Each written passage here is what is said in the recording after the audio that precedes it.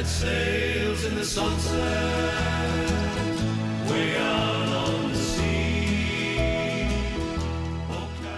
Red Sails in the Sunset was written in the seaside town of Portstewart in County Derry by the songwriter Jimmy Kennedy.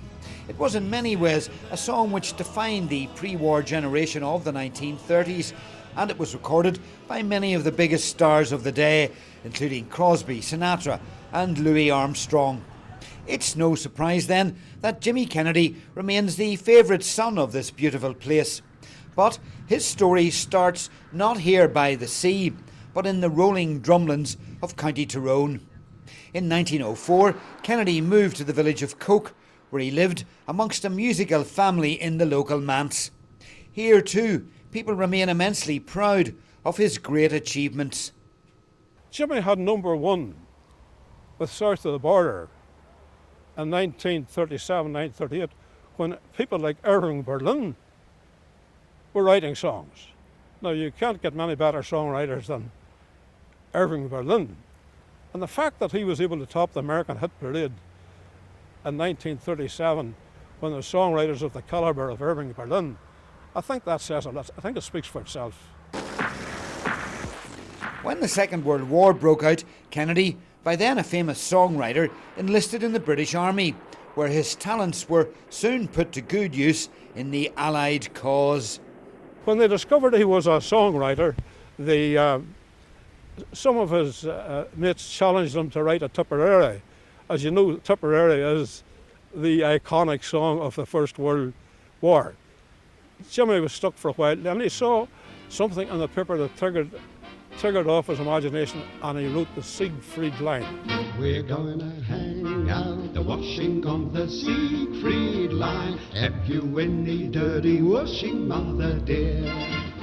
We're going to... The Siegfried line, there wouldn't have been a soldier, an Allied soldier, who didn't know the Siegfried line.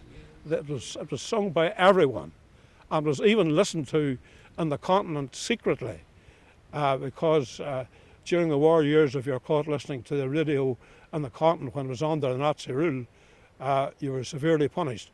But they listened to the Siegfried line, and that gave them a lift. And really, it was poking fun at Hitler's fortification, the Siegfried line, which he said was impregnable. And Jimmy said that they were going to hang the washing out on. And the fact that it annoyed Hitler so badly, he broadcast out what he was going to do to him when he got his hands on him. Well, if you go down in the woods today, you're sure of a big surprise. If you go down in the woods today, you'd better go in disguise.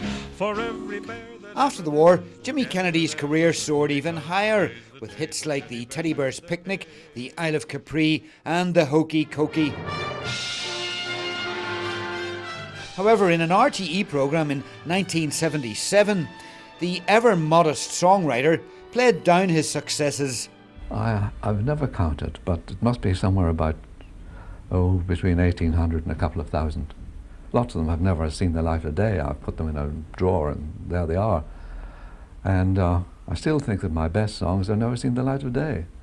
But that's a matter for the publishers. They have them, and if they don't bring them out, I can't do anything about it because they'll never give them back. But after all, I've been writing songs for nearly 40 years, and when you consider if I have written, say, 2,000 songs over 40 years, there's only one song a week, which isn't exactly slavery, you know. South of the border, down Mexico way, that's where I fell in love with stars above came out to play. And now Back in Portstewart, what must be the world's oldest boy band, the Brassnecks, whose piano player John Corrigan is 83, have got together to keep Jimmy Kennedy's memory and his music alive. I just thought one night, well, hang on, we're in Portstewart, Red Sails, let's have a look at some of Jimmy Kennedy's songs. So we started putting together an act with Jimmy Kennedy numbers, and we were amazed at the demand. We actually were out all over the country giving concerts in different halls, etc., for historical societies whose town maybe had a handle in Jimmy Kennedy. And we went there, and quite amazing to see the support that he has. And even nowadays, we still include quite a few number of Jimmy Kennedy songs in our repertoire. As a matter of fact, our signature tune really is Red Sails, and we finish every concert with Red Sails. Over the years, Jimmy Kennedy's songs sold in their millions and also influenced issues elsewhere. Another interesting tale about another song that he wrote in 1933 was the Isle of Capri. And the funny thing about that was that when he wrote that song, the word didn't fit. So he changed it, because up to then it had been Capri. He changed the word to Capri to fit in to the music that he had written for it, and that has stuck ever since. I haven't heard anybody refer to it as Capri at all.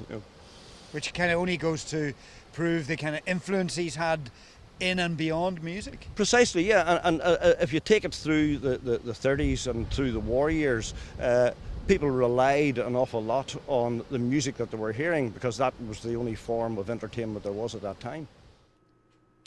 Despite being overlooked and undervalued in the modern era, Jimmy Kennedy remains one of the most successful songwriters of all time, a fact that's hardly ever likely to be forgotten in Portstewart.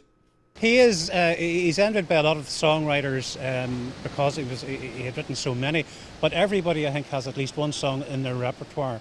And as we're out singing, we see the support that Jimmy Kennedy's songs have, and his fame will go on forever. Red sails in the sunset.